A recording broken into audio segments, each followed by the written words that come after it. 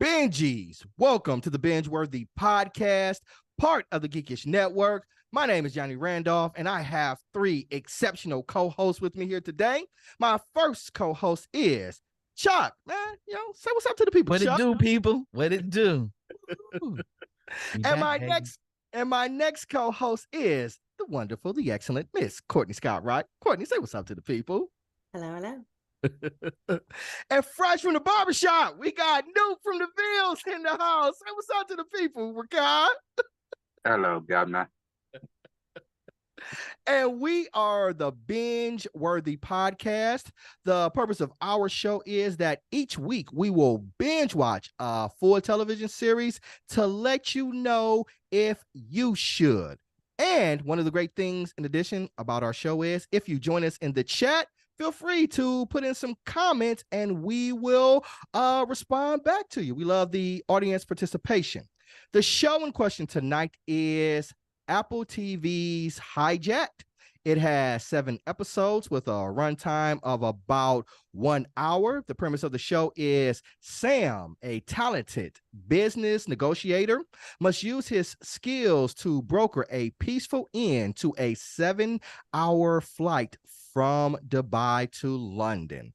What do we do at the beginning of our show is we rate it, and then we engage in conversation, we discuss it, and at the end, we will re-rate it. So I'm going to turn to my technical producer now. Rodney, please. How did everybody rate Apple TV's Hijack? All right. So, okay. I like it. We got some diversity here. So what we got? We've got a mini meal. We've got a full meal, another full meal, and a binge out. So that gives us a cumulative score of 16. If we divide that by 4, we've got a full meal. So in total, the cumulative is a full meal.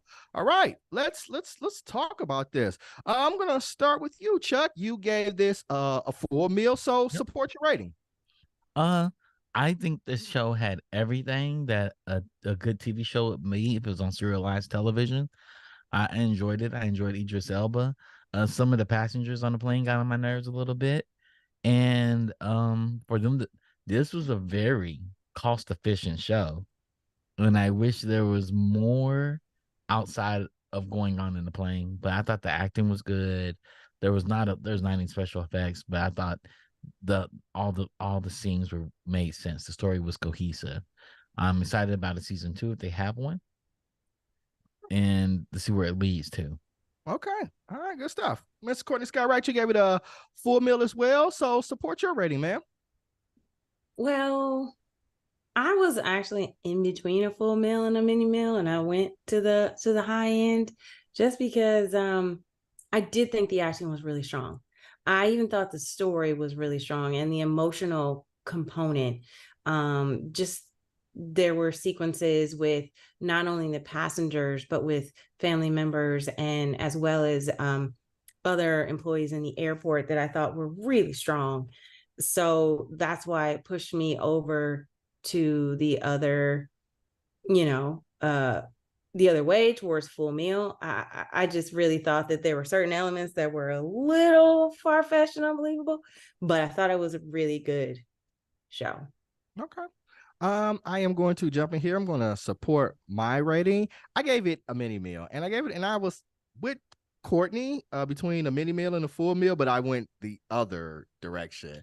And I went the other direction because sometimes I felt like we went a little too long in this thing. It was 7 episodes, and I was wondering maybe could we've got fewer episodes or even a movie. But there were some things that I did like about it. I thought it had a good story, a good cohesive story. I thought the actors did a solid job. And then there were some plot lines where I was like, I don't know, how did they keep all those kids quiet on that huge airplane with being hijacked and everything like that? But it is a TV show, so I gave it. That was the reason for my mini meal. And Rakab, support your rating, sir. You gave it a full meal. No, you gave it a full binge out. Support your rating.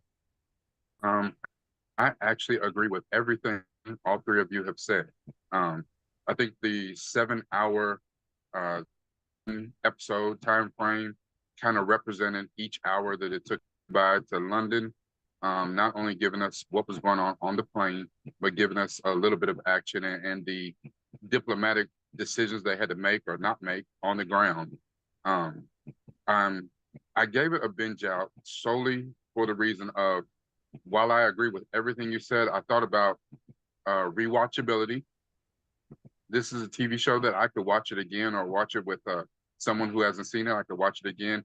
And the binge out was because, would I recommend this show to other people? We cover a bunch of shows on here of different, genres and a range of scores. But this is a show that, while it was going on, I suggested to other people. When it finished, I was like, man, you need to watch Hijack. And that's the reason I think a show like that deserves a full binge out. Good stuff. Okay, I'm gonna start with you, Chuck. It's a heist film. Like, they took over a plane. With fans of heist genre, is this a show that you think that they would enjoy? I do think this is a film that people that like heist genres enjoy. It's more than just a heist, and it's hijacking. So I can see people that like that. I do like how Rakai said it was like kind of like 24, where every hour on the plane is represented. And now him saying that makes me see it even more. Like, oh, that's right. That's right. I think people would like it. I think it's they could have made this a hijacker movie and it been like any other hijacker movie. The fact that they spent time off the plane and explaining why they recognized this plane was being hijacked, that has to take time outside of. But I do think people that like heist films and how things come together, I think the twists were solid. They were good. And I think people will like this. I think people that just like shows would like this. Okay. And that is an interesting point, Rakai. I never thought about it like in the vein of 24 hours, like it's a 7-hour flight. And because I thought 7 episodes was an interesting decision at first, but that does provide some clarity to me. And it has a good layer for it to me. All right, Miss Courtney Scott Wright, you are our brilliant local actress here. Not local as in you're an actress on this set. So give us your professional opinion about how you think the quality of the acting was. I thought the acting was really strong. Honestly, for me, like the supporting characters, everything that they went through was very strong. There was an airport controller in Dubai. It was, he was one of my favorites, and his storyline had such an intense wrap up, and I just really felt for him. It was his birthday. Like, I just really felt for him. And he was so smart, he was the smartest one in the beginning. I thought a lot of the even the people on the plane, though annoying and frustrating, I thought there's always going to be those people, and I thought that they were represented well, to the point that even though you wanted to punch some of them, like, they still did their job. As an artist, that's what you want somebody to say about you. Like, this was my mission and I achieved that success. Thing is, I got to be a little, like, Idris, I still don't know how, his character, he's still with us, and I'm still shocked. So, like, how are you still here, my friend? But other than that, like, I thought that was the only thing that was far-fetched, because he was doing too much. But I thought the acting was really strong. Rakai, what are your thoughts? Weigh into from a fan's perspective, a non-actor's perspective. How did you think the quality of the acting was? Well, let me correct you there. I am also a thespian. So Okay, I didn't know. All right, break it news. I don't have as many credits. I'm not SAG Okay, after okay. like Courtney. However, don't minimize my stuff. I'm not. I apologize. I'm not going to minimize your experience. I didn't know. I didn't see the SAG card. I'm sorry. I apologize. But Because please, it's not existing. I thought the acting was really, really strong. And more than that, believable. Like I believe the characters, I believe the tension, I believe what was going on. Who was surprising was the hijackers themselves. The position that they were put in and why that they joined this little revolution to do what they did, where you could see that many of them had no choice, or it was a motive of revenge, but it was someone else was pulling the strings. Where what you usually think is that hijackers, if they choose to do that, that they're in control and they have a modus operandi. But here it's some other people pulling strings and they really didn't have too much control of anything. The twist at the end of episode 6, where the whole thing where someone else took over the cockpit, blew my mind. And when the hijackers was like, but us, we don't know. Yeah, it's like, and just the layers of, because like, and I don't want to spoil it for people. I don't know how much we're going to go into it, but don't spoil it. I'm not. But I'm saying, so the other person who was involved, who did not get caught until the very end, because he provided their leverage on the plane. I was just like, he's one of them, because he brought in a bag that they took, and then they start, like gearing up.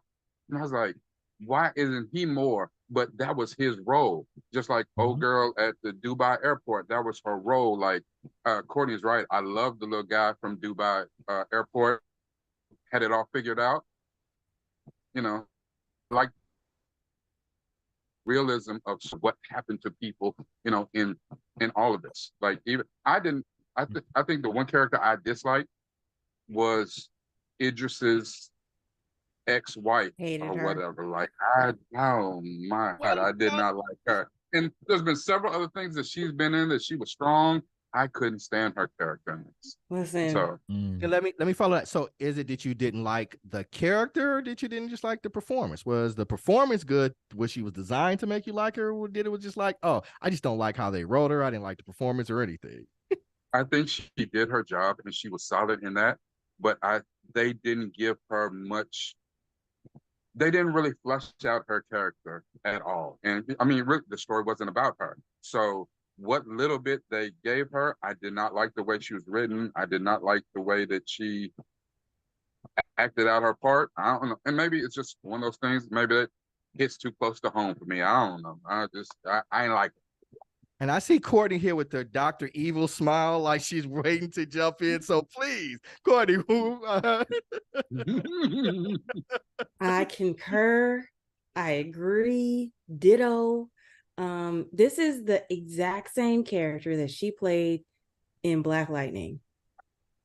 The exact same character, the exact same execution, the exact same problems that I have with, and so seeing it replayed in a new show makes me wonder if is it her? Because I'm like, I hate you.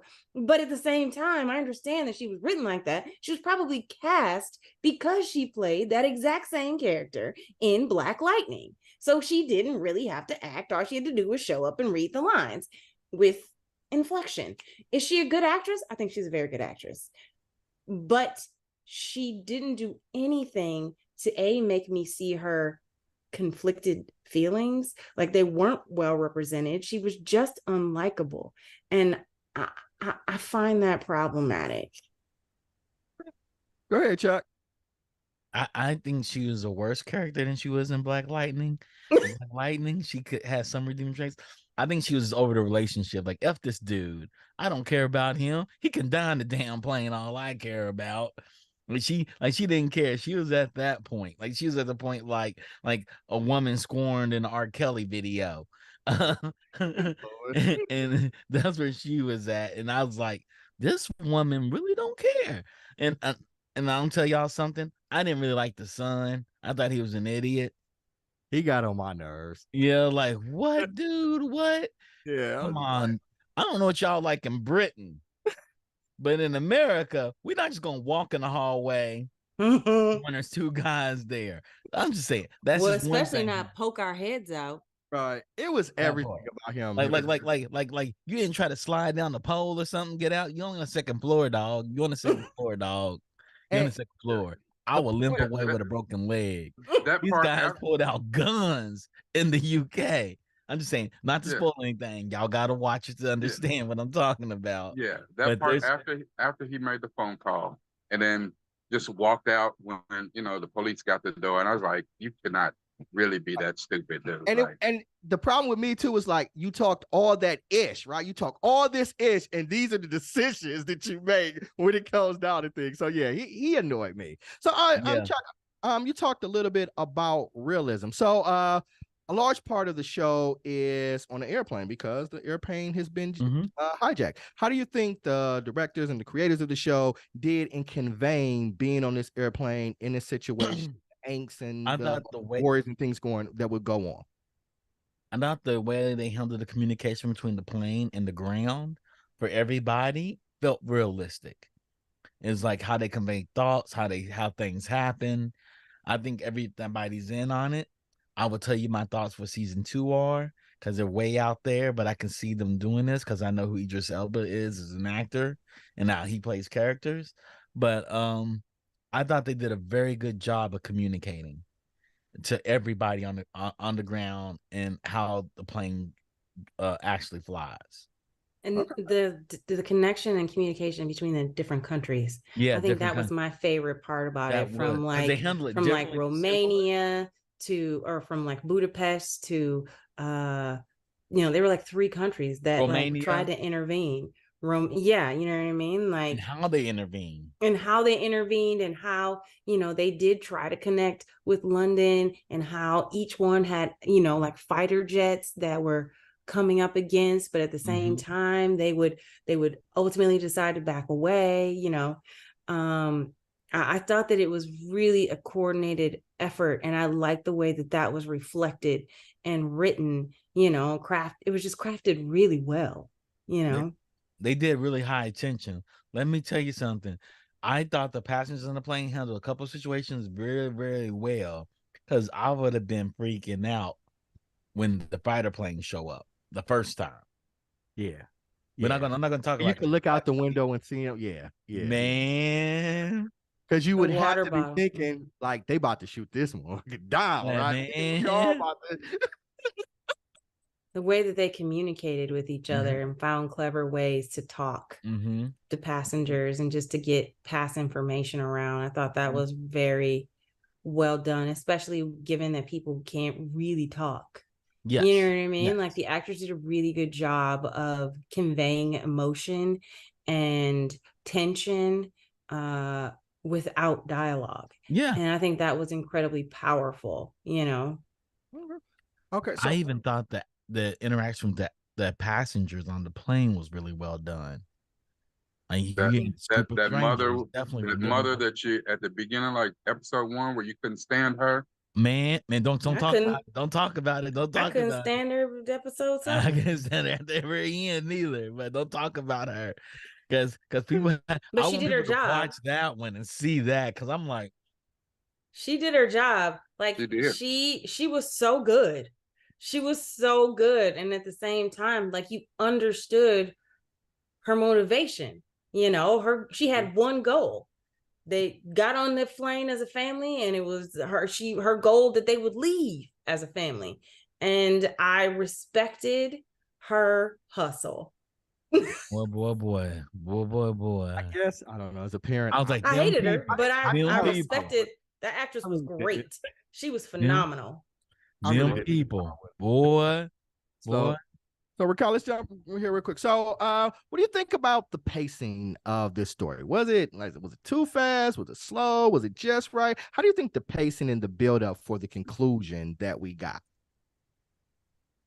I think that well, and like I said, that might be my own take, but thinking that each hour was an hour of the flight, It's a good I take. thought that they kept the pacing and the tension very well. As a matter of fact, not all shows we watch are really binge worthy, as evidenced by our ratings. However, this one is one of those ones that, like, if you watch it and then goes off, and you have to wait till next week to watch the one, you're gonna be upset. You're like, this is a show that probably should be, binged, just so you can go on to the next thing. I thought the tension was high, and I think a lot of those times too, to Courtney's point earlier, she's like, how is his brother Idris still with us?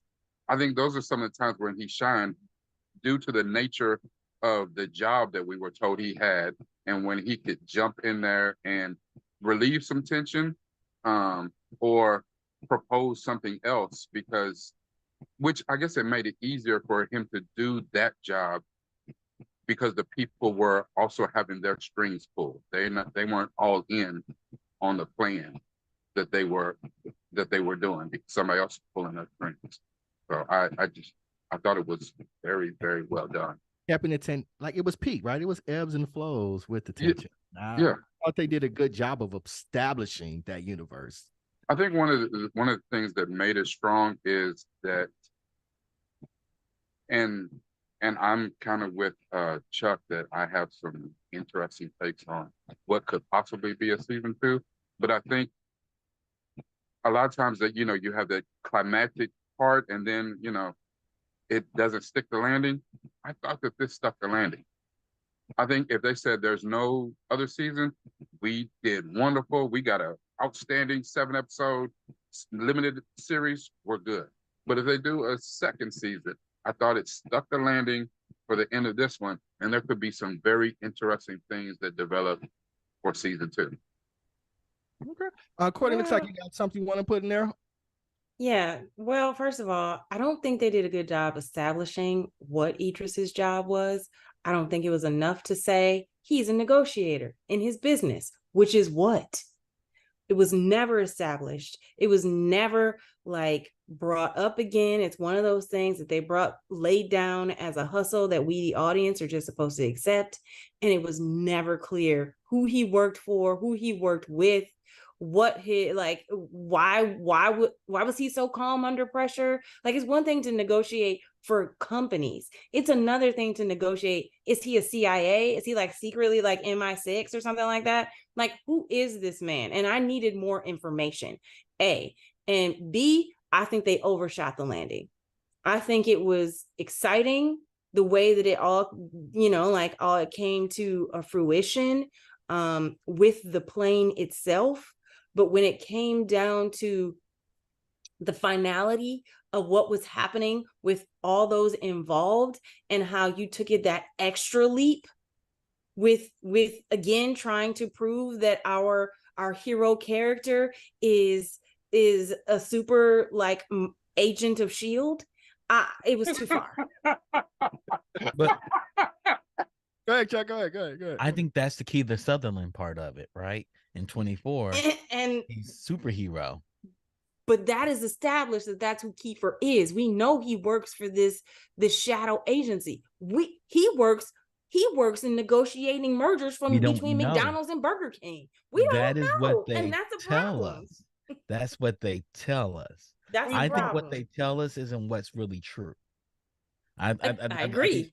I think the storytellers are unreliable narrators, and I have a couple of theories about who he could be and what he is, and and some negative, some positive. But there's things they could take this into, knowing the type of shows he does. And maybe I that needed is a Money good Penny to thing. show up at the But end. maybe that's a good thing because he is Yeah. good at what he does. So we don't know. So We it's like don't he's know. a negotiator. Like what the hell does that mean? He's a negotiator, right? Is he a lawyer? Right? Is he a security firm? Like what is he? And so Is he the U.S. Marshal? right. So Yeah. that's why he's able to Or maneuver the, in and I guess, out London Marshal? I don't know. unassumingly. Right. Like we have a negotiator that's in our ranks that is known in the nation as Chris Voss. And Chris Voss is the world's best hostage negotiator. And he can help you get a job. He does negotiation talks on getting a job. Mm-hmm. Yeah, I heard He him has a speak master once. class. Yeah. Yeah, I went to one of his things. Negotiator, it could be any number of things. Right. It could be any number of ideas what could happen. I mean, when we get to the section of the show, we talk about what potentially could be possibly the future if they have a season 2.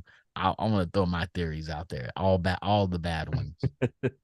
I still needed a call from Money Penny. I needed a call from Money Penny at the end of this to show me that he is some secret agent. I'm just saying. Can I interject something just for a second? While I don't disagree with Courtney, and I absolutely understand how she came to the conclusion she did. The only reason to a different conclusion, and maybe those are assumptions that on as a viewer, as far as what he did for a living. Where even I could have, like, nah, he's really a spy or something like that. Like he's really, or whatever. I think I think the reason I think differently about it was in the way he played his character. To me, he didn't do anything superhero-like. He didn't do anything like Kiefer Sutherland on 24. To me, I mean, he got in a fight with dude and got his tail whooped, where, you know what I'm saying, he almost got shot in the face. You know what I'm saying? Like he didn't do, even when, and I don't want to spoil it, but even the end scene where she's talking about overshot the landing, again, I see that. But he didn't do anything super, you know what I'm saying? He caused a diversion where dude, you know what I'm saying, and then got in a fight with him and still was losing until, the cavalry saved his tail. I didn't see anything he did super heroic except running his mouth a lot to try to talk his way out of the situation. Which is a negotiator. Like I said, and those were assumptions that I took on as the viewer. So. Yeah.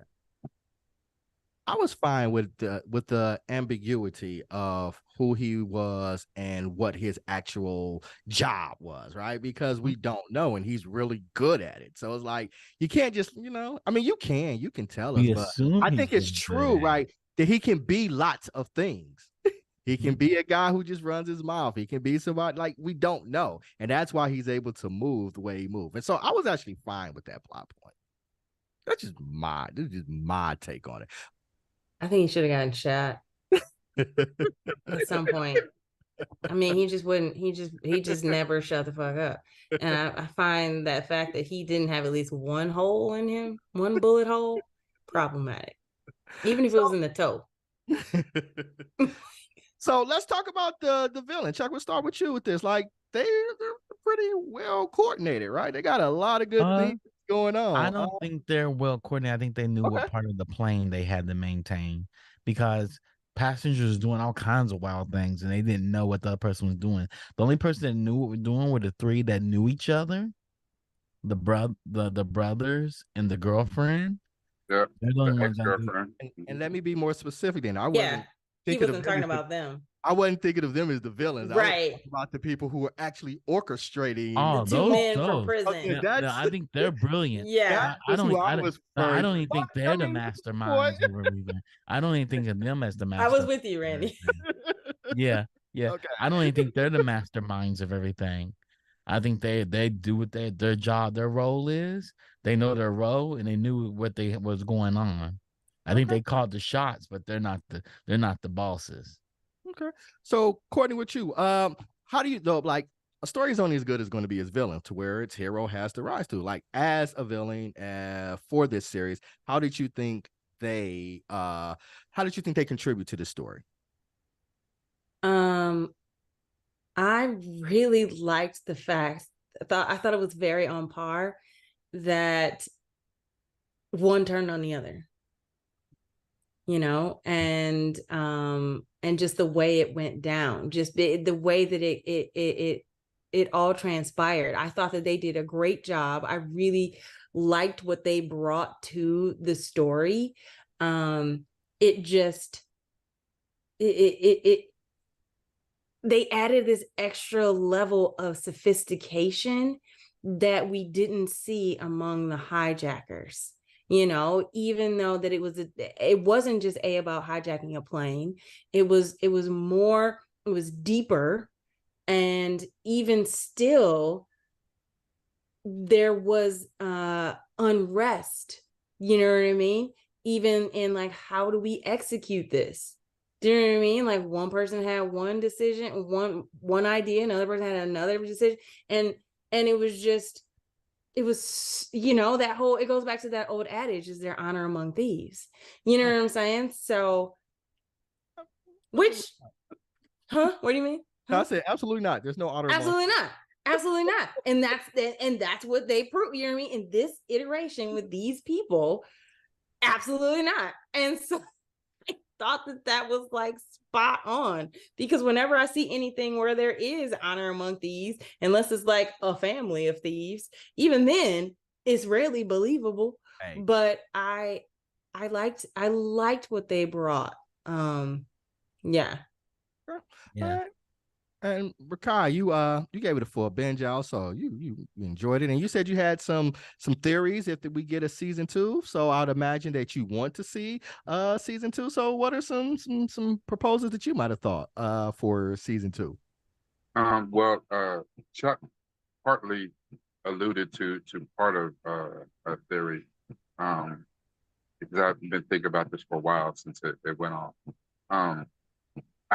I agree with you. I did like the ambiguity of Idris's character and how he, to the other passengers, seemed to side with them in the beginning, even though he was working at angles trying to do things, because he had thought about what could possibly happen in a different way than the people who were just doing their role. I think that could, even though he seemed to be, the hero at the end, and he helped, put the plane down and blah, blah, blah.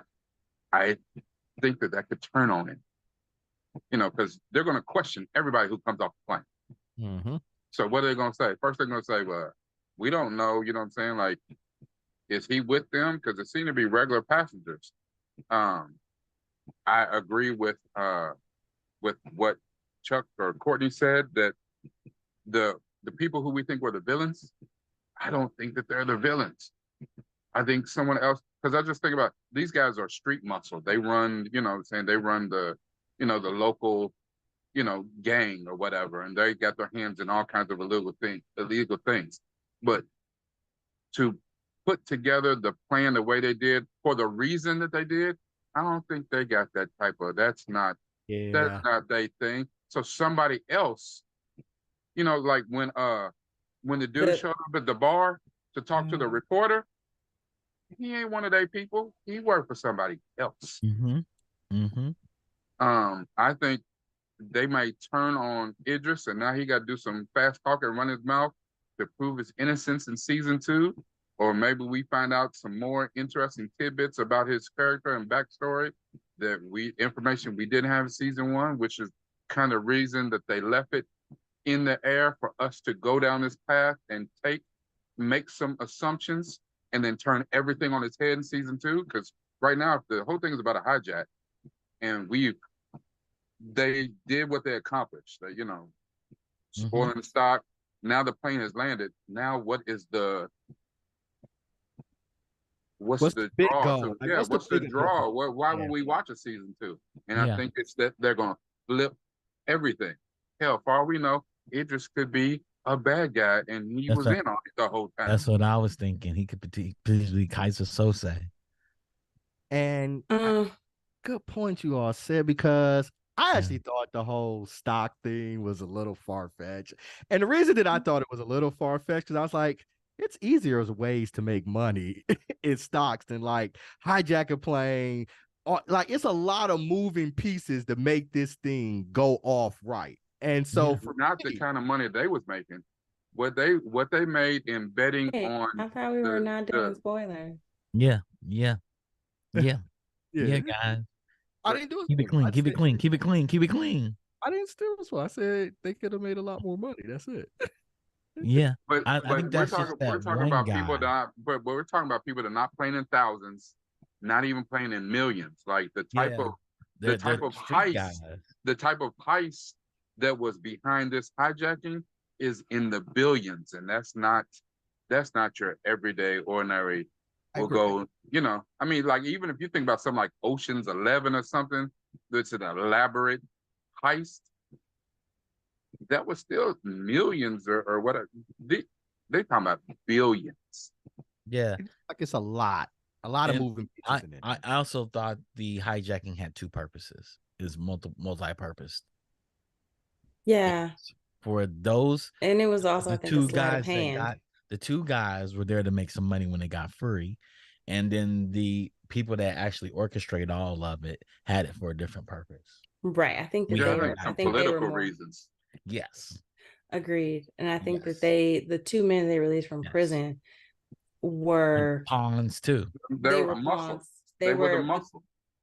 I don't even think they were necessarily the muscle. Like they were able to manipulate the people to, do what they wanted them to do by just who they are. Yeah. Yeah, and that's what I mean behind the muscle. They They're had muscle. They were muscle had on the the pull. people. They had the pull to manipulate and get the people to do what they do because they were the ruthless. Right. That way, the other people get to keep their hands clean. I'm sorry. Can I finish? Yeah. Yeah. Go ahead. So what I was gonna say is, yes, I think they were the muscle, but at the end of the day, I think there was another gain. I think it was a sleight of hand. I think it was, look at these two over here, these thugs, they're your bad guy. When really over here, you're not looking at what was underneath, because you don't even think there is an underneath. Like there so many things that people were just paying attention to, like the right now, what in this one moment, in this one thing, like even the detective who was like the boyfriend of like, he didn't even understand, but he was the one who was figuring stuff out, and he was just a regular like detective. He's probably gonna be the one that like breaks things wide open. I did wish that they had used Archie Punjabi a little bit more. Like I loved her in The Good Wife. She's such an incredible actress. I would have loved to have seen her get a little bit more action than like the detective boyfriend did. Just because she's such a strong actor to watch. And then the person that I liked really was the really smart controller woman who was like lying to get out of being late. Like there were people that were paying attention to things, that these are the people that are going to ask, they're going to be the ones pulling threads. If there is a season 2, they're going to be the ones that are like, why did this happen? What was really underneath all of this? Sure, go ahead. They're gonna be the first ones killed to charge a character. Yeah. So I agree with you. I think there's an onion here, and anybody can be part onion. of it. What you just mean layers? Like there's layers, and I think anybody can be part of the heist. Even the wife at this point, because I just don't like her. Idris his wife, his ex-wife. Yep. Even I her. think she's just too. But we'll find out, because you never know. This is a British show, and he just has been a part of a number of shows, and he loves these types of shows. Yeah, where characters get really twisted up, and you're like, you don't know who to root for anymore. And that's the thing. Like, so we don't, about the ambiguity of Idris, we don't know his backstory. He could have been a horrible, horrible husband, right? And we didn't get to see that. He could have been former MI6 who was never home, and that's why she left him. Yeah, or he could be somebody working for the Saudi princes that makes sure a lot of people get killed in African countries. And she knew about that, right? Yeah. It's like, why was he in Dubai? Yes. You know what I'm saying? What was he doing out there? The 2 men that were free, they're known to move drugs and sex traffic and all that. They run the pipeline all over Europe. Yeah. So yeah, From, we from, For from all we Western know, Europe to the oligarchs. for all we know, he just negotiated a deal between the people who are really behind that stuff. Yes, and sacrificed them too. We don't know. right. Yeah. So it's a lot. He could have been in Dubai, solidifying what was gonna happen on the plane. Mm-hmm. Yep. We don't know. We don't know. yeah. So that's why, and I think they're setting it up for multiple seasons, and that's one of the reasons I was fine with again the ambiguity that we had with And these. the title goes back, it all comes back to the hijack. So season 2 will be like, oh, he did say that, or that guy, he sat next to that guy. Oh, now I understand why. Because we don't know who all the passengers were he was talking to. Okay. All right. I think we've talked, guys. So let's re-rate this thing. Ricardo, we're gonna start with you. How are you going to re-rate it? I got a good hand. I'm gonna hold. I'm staying. Got a good hand. Gonna hold them. All right, Yeah. I like it. So a full binge out. All right. Courtney, how are you going to re-rate it, ma'am?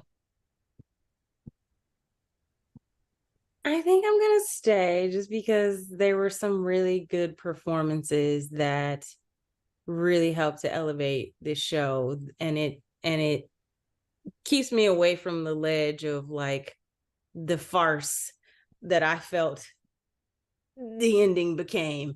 But I do understand, and I can let it go. So I'm gonna stay at full meal. Okay, cool. Chuck, how you gonna re-rate it, sir? I'm keeping the same, holding my hand. Everybody was on hold them. Yep, full meal. Full meal. Okay. I'm actually gonna go up a little bit. Rakai actually made a really good point that just kind of stuck with me about the 7 hours. I was like, did they do that intentionally? And like, I'm like, oh, maybe. And it does add some value, not some, but a lot of value to the story to me. And then the things about I keep using the word ambiguity, the ambiguity of Idris, and then like, oh, maybe anybody, like this is a heist film, anybody could be behind it. On the So, heist. yeah, anybody could be in on it. So for me, all of those points, it added value to it. So I'm going to bring my rating up from a mini meal to a full meal. And then that gives us a 4.25. So that's still a full meal. So Hijack, a solid full meal. Nice. All right. I can live with that. Okay. Cool. Courtney, got anything to say before we head out, ma'am? Good luck and good night. Cool. Chuck, what about you? You got anything to say before we head out? Man, I'm excited for next week's show. What are we doing next week? Oh, Strange yeah. New World. Strange New Worlds. Strange New Worlds. I Oh, missed the first season review of it. We didn't do it. We didn't do it. You did. We did not do Strange New Worlds. You sure? I'm positive. Oh, I know when it was supposed to happen. I was we did Discovery. We did Picard. We did not do Strange New World season 1. Oh, maybe it was Picard y'all did. No. Yes, it probably was season 2. Then season 3 of Picard. I was like, yeah, but y'all go back and look at it. I know for a fact we did not do New Worlds, man. I've been on there. I don't know how he missed this. I think it was a conflict or something with like that. And some other big show at the time, and then we had like a list, and it just The Witcher fell out of field. I don't know. I just know we did not do season 1 Strange. Okay. It's man, popular, that but was we a didn't do it. missed opportunity. Yeah, because you didn't even see it. You didn't even see it, I right? didn't even see it. No, yeah. So yeah, we didn't do Strange New Worlds. But you're interested in because it could be bad or it could be good. You don't know if it's good or bad. So people got to tune in next week to watch it, right? I got opinions. And all right, you got opinions. I like it. Rakai, what about you, sir? You got anything to say before we head out? No, because what I was gonna say, you said something just a second there. I have opinions. I was gonna say something that would completely tell you which way I was leaning. So I'm not gonna say that. You have to tune in next week to find out. Yeah. Yes, it could be trash. New World, and this is coming from a Star Wars diehard. Well, this is Star Trek, so that makes a difference. No, that's why he said it. That's why. Yes, that's why I said it. Okay. I'm a Star Wars diehard, just like I'm a Marvel diehard. So if I have an opinion about a DC property or Star Trek, listen, you guys know I'm a Marvel stan and a Star Wars stan. I make no qualms about that. But I have some strong opinions about the Strange New Worlds. All right. Okay. All right. Yeah. It could be trash. It could be great. And y'all know how we go in on shows if we don't like them. So, but y'all got to tune in next week to figure out how we gonna rate this thing. But we're trying to do better with no spoilers. with no spoilers. We're trying to be better. And the entire time while still supporting all the writers and the actors that are still striking to get their fair share because they deserve it. Absolutely. Putting out this type of content, they deserve to get way more than what they get. Yeah, they need better than 50-cent checks for royalties. Listen, that's just and we do. That's how you, like there's a bar out here called Residuals, and if you bring your check that is under $1 into the bar, they will give you a drink. I'm mad that even exists. I am not that I'm saying that y'all don't deserve it. Like I'm mad that there's a situation, an environment that exists where everybody knows. Right. It's like, and you call it Residuals. You literally call the bar Residuals. The name of the bar is Residuals. Yeah. See, that's how you end up on the plane with Idris getting manipulated, doing what they need you to do. Because these studios won't pay right. It's like, listen. You're stupid. Oh, that's perfect. That's perfect. I think that's the way to end the show. Thank you for tuning in. The Geekage Network, as I like to say every single week, we are an organization for people of color. We have amazing people at this network. We've got amazing people in front of the camera and behind the camera. And we do it for you to create content for people that look like you. So please support us. Like us on Facebook and Twitter and YouTube and all the various platforms which we are available. Again, I want to give a shout out to Digital Click. They create all of our borders and our advertisements. For your promotional needs, please consider utilizing Digital Click. Again, also giving a shout out to Rodney, our guy Rodney, the technical director. He's just like amazing. He creates the transitions. He puts up the ratings and all of those types of things. So shouts out to Rodney for being a great technical director. Shouts out to the cast of the BingeWorthy podcast. I mean, every week, guys, we binge watch a television show. We binge watch a television show every week, and that's in the midst of other commitments, professional, personal, family, and all of those things. And we do it, right? We do it. Come here to let you know if you should. So shouts out to them.